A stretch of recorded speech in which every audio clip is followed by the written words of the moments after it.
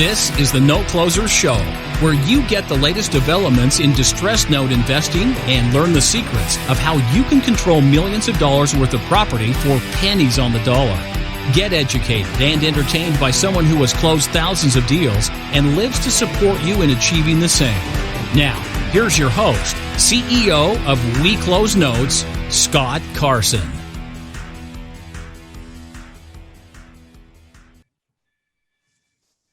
Good morning, good afternoon, good evening, everybody. Welcome to this episode of the Note Closer Show. As always, Scott Carson, excited to be here with you today. I'm really excited to be talking about my home market today. Austin, Texas, baby, is a beautiful place. It has been home since I graduated from Texas State University in San Marcos, or Southwest Texas State. We like to say, go Bobcats. Just down the road there. Flipped the coin and ended up settling in Austin. And it's been pretty much home for the last 19 years, except for about the 3 to 4 years that I was traveling for the most part. But it's always nice to come home, whether it's a flight or a drive or just something in the air. Such a warm environment, hip environment, very friendly people. I think it's because it's just a beautiful city to live in. And I'm excited today to have a buddy of mine who is I guess you could say a double barrel force to be reckoned with here in the Austin market. Not only is he a successful realtor here who works with investors, but he's also kind of a stud over on the lending side of things as well. He does a great job knocking some things out there as a private money lender in Austin, Texas, but I won't take too much away from him. We're honored to have this morning my buddy Aaron Trevino join us today on the Note Closer Show podcast. What's going on, Aaron? Good morning. Hey, morning, Scott. Appreciate you having me on. Thanks. No problem. Well, I was very honored to be a guest in your podcast, and we found out both of us originate from Corpus Christi, Texas, which makes it a small world out here. But you're here in Austin, Texas. So tell us a little bit about the two things that you're doing with your busy days. Sure. So well, first and foremost, I appreciate the introduction. Double barrel. I've never heard that, but hey, I'm going to run with that. I like it. You use it, brother. Double barrel. All right. Yeah. But kind of how Scott said, my name is Aaron Trevino. I first moved here to Austin in 2012, went to UT, so I'm familiar with the area. Kind of like Scott, was away for a few years, just kind of traveling, ended up coming back to Austin, calling it home. And I guess in terms of the double barrel, I work for a lender. So we work with builders, developers, brokers, agents, flippers, and then I'm also a realtor. That's awesome. So let's talk about the real estate market here in Austin, Texas. I think probably one of the most competitive in the country, whether you're looking to buy a home or you're an investor here trying to focus on the market. Would you agree to that, Aaron? Absolutely. Are you seeing a lot of, what would you say your clientele base is for the most part when you're dealing with property here in Austin, Texas? Sure. So in terms of, in terms of realty, you're not working with conventional like mom and pop buyers for the most part. I mean, you probably have a little bit of that, but are you working more with investors or you're just traditional buyers and sellers? Kind of both, but I guess I could probably just start with more so with investors. There's a lot of different places you can invest in Austin. I mean, obviously you have more of the lake areas, probably Northwest, West Austin. Those lots are getting pretty popular. A lot of people are wanting to build out there. And then, you have Tesla coming in, Southeast Austin, Del Valley area. So that area is going to blow up as well. Yeah. I mean, that just came out just recently with the Tesla truck's going to be located here with the production plant and stuff like that. So yeah, the property out on the south side, southeast side is going to get more expensive than it has in a while for the most part. Now, on the lending side, let's talk about that a little bit, because I think a lot of people are curious of what's going on lending side. Let's talk about it. Sure, absolutely. So I work for Streamline Funding here in Austin. We're in Northwest Austin near the Arboretum. We've been in the business since 2002. So one of the original private money lenders here for real estate projects. So we work with builders, developers, investors. I would say the majority of our business is with new construction. So, a lot of times, for example, a client will, find a property with maybe a small 900 square foot house on it. they'll tear the house down, and then, they have the lot, and then they build a new construction home on it. Now, what kind of LTVs are you guys lending at and interest rates? I know it's going to vary a little bit across the board, but give some of our listeners out there a bit of an idea. Is it the low 3% interest rates that people are talking about here from the Fed and stuff like that? Are we talking a little bit more aggressive, mezzanine or hard money percentages? Sure. So I wish it was that low, not exactly around 3%. But yeah, so to answer your question, LTV generally around 70%. And then in terms of interest rates, it ranges from 12 to 13.5. So pretty aggressive, but a lot of our clients are real happy with what we do. We kind of, we give you a lot of leverage and, enable you to get, to close quickly, 7 to 10 business days and move on. Yeah, that's this beautiful thing. Now, because it's project finance, it's not so much borrower finance for the most part, correct, Aaron? Right, correct. Now, with that, are there any points involved? There are 2, 3, 4 points or any origination points, stuff like that too, as well, depending on the investor or the borrower? Sure. Again, depends on the investor borrower, but generally 2 to 4 points. That's pretty normal stuff. And then your terms, we talking a year, 6 months, a year with a renewable 6-month extension or anything like that? Sure. So all our notes are written for 1 year, so 12 months. And, if push comes to shove, you maybe need more time. We have 3 to 6 month extensions if you need it. Very nice. Now, with the values staying steady here, are you guys going off of as is, or are you going off of after repair values? I'm going off after repair values. Cool. Now, for somebody who's building a property, what are some of the things that they need to provide in terms of helping them determine the ARV? Because we know it can depend on the type of rehab they're doing and the materials they're putting into the property. But what do you like to see for you guys to approve projects? Yeah, so I'll give you an example of kind of a project a deal that I'm doing now and the deals we've done in the past. We have one in Houston right now. We have a client, kind of how I mentioned, he purchased a property about 3 years ago. So it had a 900 square foot house on it. He just sent me a text earlier of the demo. So they did the demo this past Saturday. You tear the house down, you clear the lot, and you prepare to build. So we do have those sorts of builds. So, in his case, we would require a warranty deed, just showing, okay, how long have you owned the property? What did you pick it up for? And then we would go based off that. We'll also ask for a detailed construction budget. So just figuring out what the exact materials you'd be using. We'd ask for plans and elevations, things like that. Cool. Now, do you know if you guys have started to see anybody's project kind of stretch out a little bit with all the craziness going on in the market right now? People asking for extensions or people having to drop their sales price just to try to get stuff moved because the market's getting competitive? As of now, no, I haven't. I don't really think that the market, we're kind of at that point. Maybe next year we'll probably feel it a bit more, but right now, not so much. Well, that's the thing. Austin stayed, pretty nice as far as we haven't seen price reductions. I haven't seen quite the impact. I mean, obviously, some other areas, Houston, Dallas, have been hit a little bit harder on that higher price point. That kind of takes me to the next question. What's kind of the minimum loan amount that you guys will do, and then the maximum loan amount? I mean, it'll vary on probably a project maximum side, but give some of our listeners kind of an idea of loan amounts to look for. Yeah, absolutely. So at the bare minimum, probably 50,000.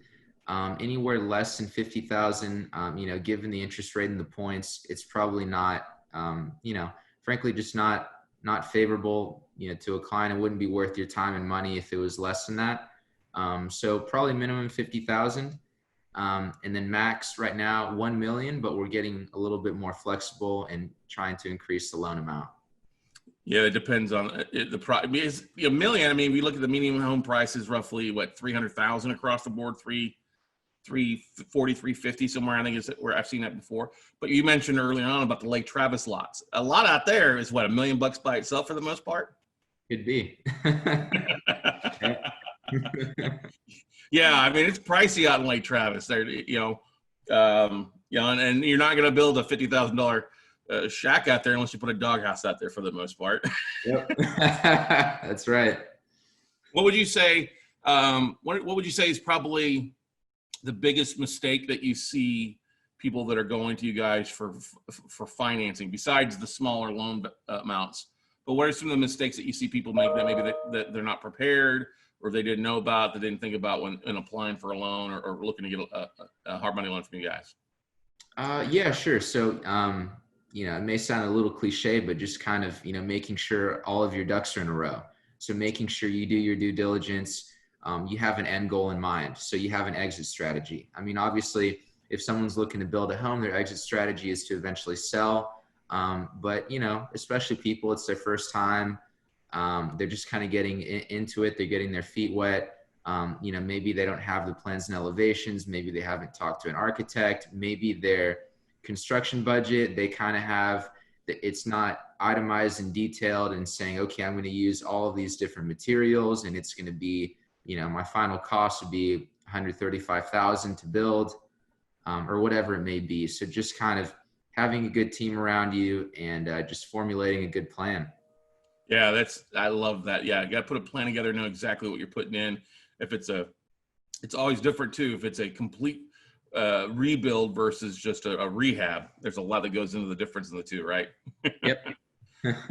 Now, you guys are lending most of I won't say all across Texas, because you're probably not lending in smaller communities.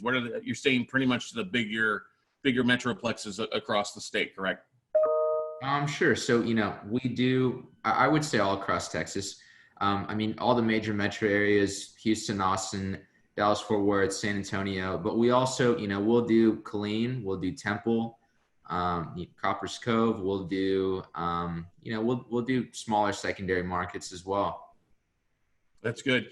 Yeah. And I meant that. I mean, I'm going to say probably not down to some small town like Ingleside on the bay or anything like that, right? Yeah, no, we had one in Port A, Okay.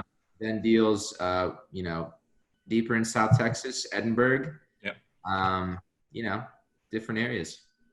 Now on the real side, let's throw your other hat in here, the other barrel here for you a little bit there. You've been at Realtor here in Austin for a while now. Where do you think the market's going to be here? Do you think we're going to see a lot of defaults? Do you think we're just going to kind of stay level for a little while, or see a big increase or decrease? I mean, it'll probably vary across markets, but if you could look at a crystal ball, Aaron, what would you predict was going to happen here in Austin, Texas? If I had that crystal ball, I'd be a much richer guy, but, I think everyone wishes they had that crystal ball, but just, I mean, if you're simply looking at the data, what's interesting about Austin, I mean, you can have multifamily projects. Maybe you're a multifamily developer, investor, whatever it may be. At least right now, it's kind of, I mean, obviously this whole situation was unprecedented, right? But, what's interesting is that people are still paying their rent on time for the most part. I mean, if you look at most of the raw data, people are generally paying their rent on time. In terms of defaults, it kind of seems like it's a little bit early to tell, given that we're only in August. I think we would have a better idea of this probably January, February of next year, 2021. So that's hard to tell, but maybe this is just me being a proud Texan, but we kind of, it kind of seems like Texas is kind of in its own little category, a bit more recession proof compared to other places in the country. Yeah, definitely in the bigger markets, I would agree to that. I mean, with our national default rate being under 8%, actually Texas actually has a little bit higher default rate than the rest of the country. Austin, though, is lowest out of the major cities for unemployment and default rates, which is great. Hey, go Austin, right?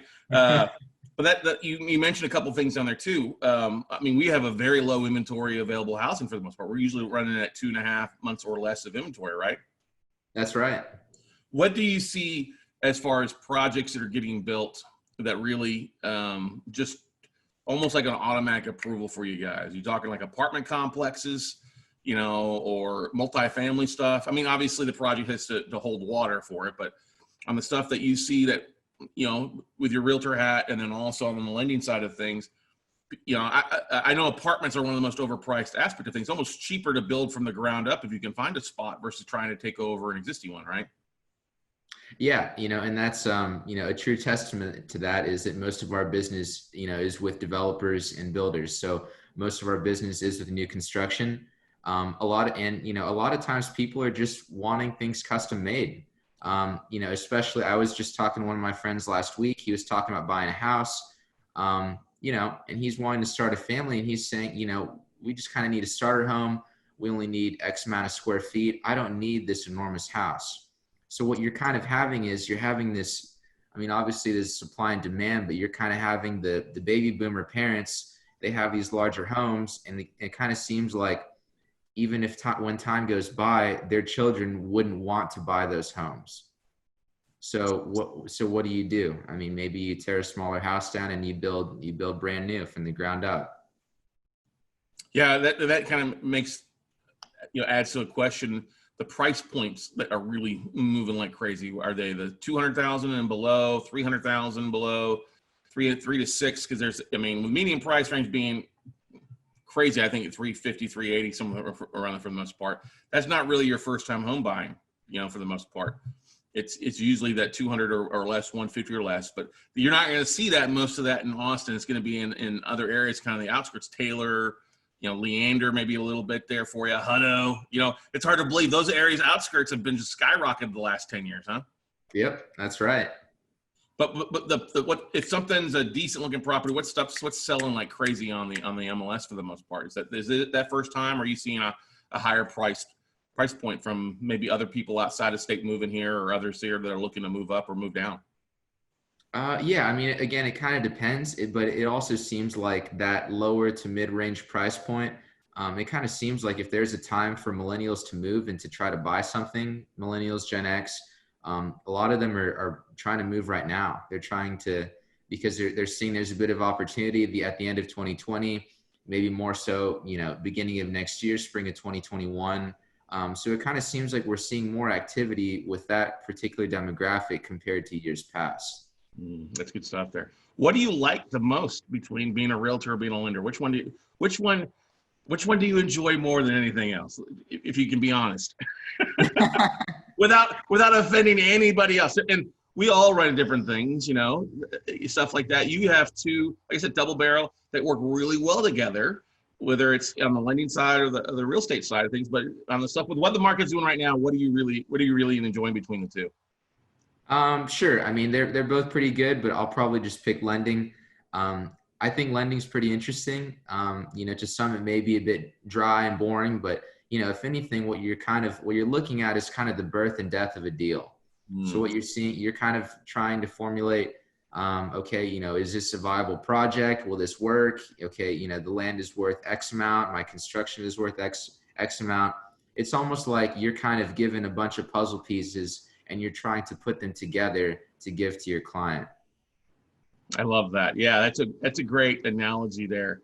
I've always, being an ex-mortgage banker and broker too, it's always that kind of project. Okay, let's get everything to fix together and, match it all up there. Being a traditional lender, then you've got the borrower piece and making sure that falls into things. But being a hard money, with that streamline there, you guys are, say, we're project driven. Yeah, you got to worry about the bar a little bit, but let's see if the project checks off and goes from there. Now, do you guys ever, and maybe you don't know this, maybe you do, I don't know.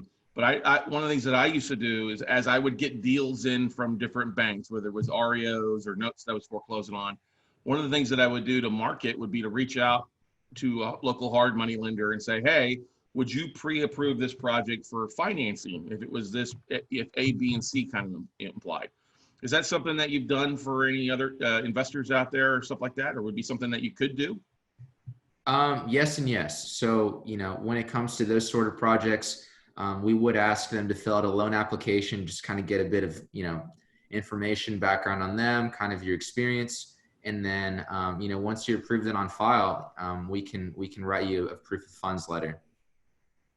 Well, I meant more so if somebody's looking, say, they don't want to do the rehab. They're looking for the project to get pre-approved. They've got a house or two that they've taken down or gotten, especially for note investors. We often will get portfolios of REOs or one-off REOs sent to us that we may not want to do the rehab ourselves, but it may be desirable for a local investor. Like say somebody lives outside of Texas or like if I get a project in Houston, I may not want to do the rehab myself, but I know plenty of other investors in Houston. Hey, here's what I would recommend. Kind of a prepackaged, hey, here's a package deal for you to step into with financing already approved. You just need to get approved basically yourself. Yep, definitely can help. There we go. I love that. Yes. Yeah, baby. Now, what was for somebody, because you're a young guy. When did you graduate UT? 2016. 2016. There you go.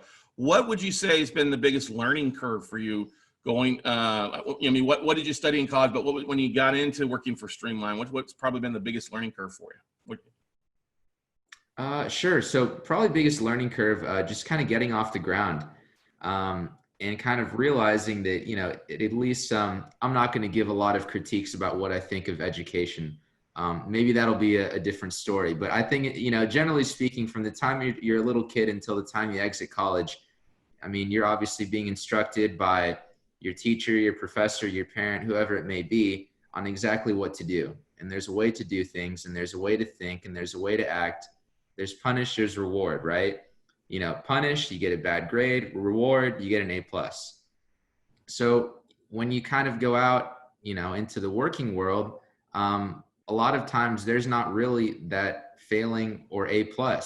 A lot of times you're having to kind of formulate your own plan. It doesn't work, and then you tweak things, and you kind of go along and figure things out.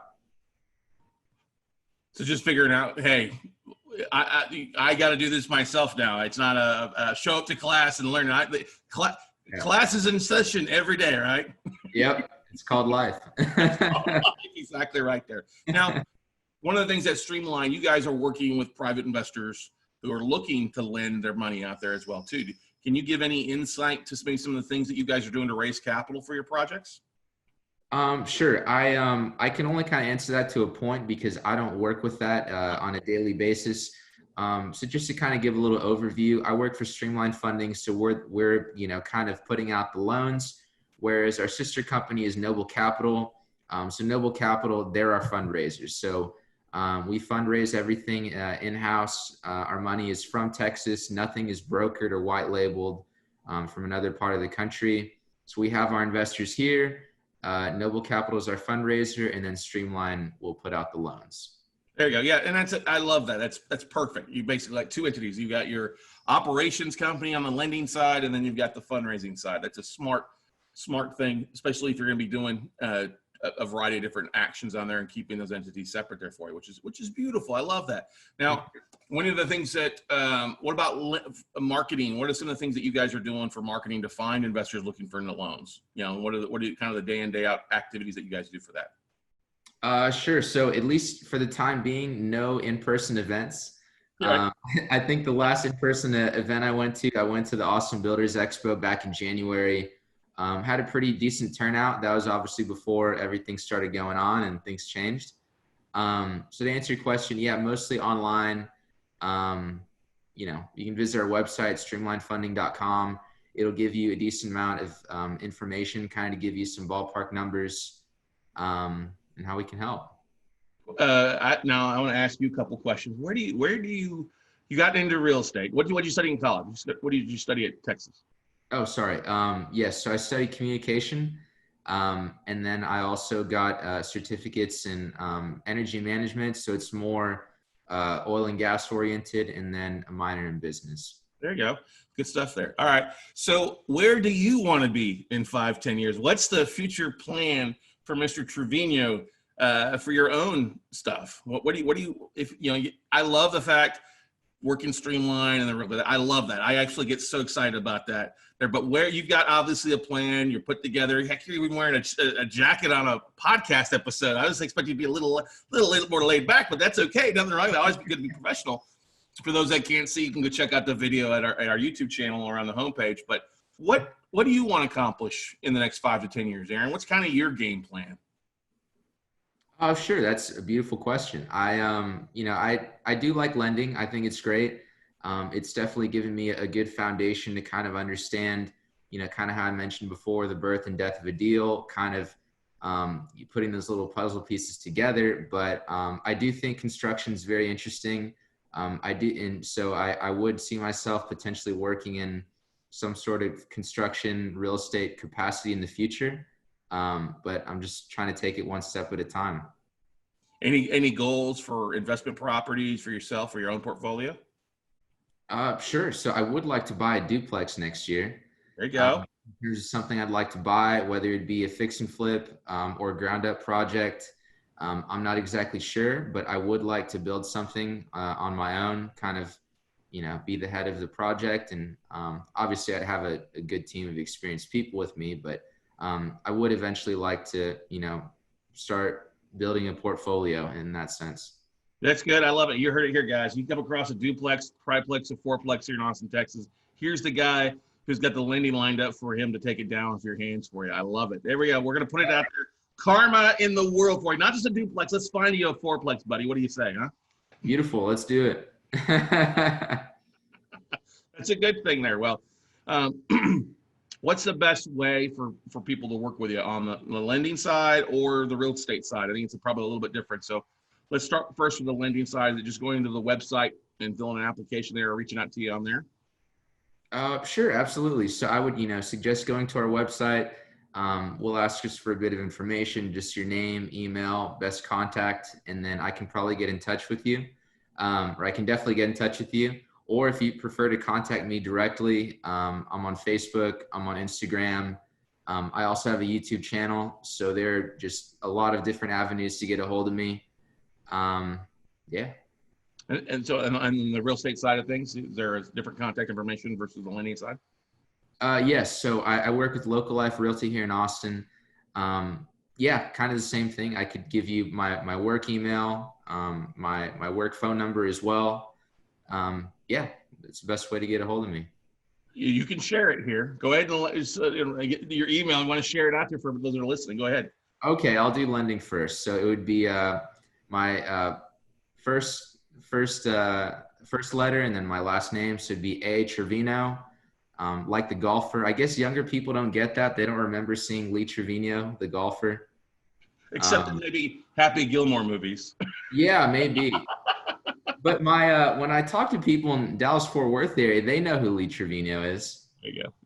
Anyways, that's my last name. So A. Trevino at streamlinefunding.com. That's for lending. And then for realty, it would be Aaron T, A-A-R-O-N-T at localliferealty.net. Awesome. Good stuff there. Now you've got a podcast as well. Let's talk about your podcast a little bit. I do. So I have, I guess first I'll talk about my Facebook group. So I have a Facebook group. It is called the Real Estate Investment Network. We're approaching 500 people. So we're growing. So that's been good. But yeah, so the idea for the Facebook group is just to kind of get a little network of like-minded people together. We have people from all over Texas, Austin, Houston, Dallas-Fort Worth, San Antonio, a few places in between. But yeah, just kind of a place for people to gather, share some ideas. If you worked with someone and you thought they were really great, maybe you had that good GC, maybe you had that great lady at the title company, maybe you had that good builder or a good relationship with someone else, just trying to spread the word and help each other out. Very nice. And then your podcast? Yes. So, I'm on YouTube. It would just be my first and last name, Aaron Trevino. That's growing as well. I believe we have nearly 50 videos and I've had thus far about 15 guests. So the goal is to get to 100 by the end of the year. That's a lofty goal. So I want someone to hold me to it. I will hold you to it. I will be your accountability partner, my brother. All right. Yeah. Okay.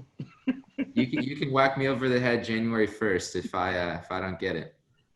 Well, that's the beautiful thing with what you're doing with your Facebook group. There's a ton of other places out there, with our Facebook group too, with a lot of our real estate guys. I think we talked about that beforehand to help you get those interviews. I know that you're doing it as kind of a passion project to help you with your marketing on both sides. Correct, Aaron?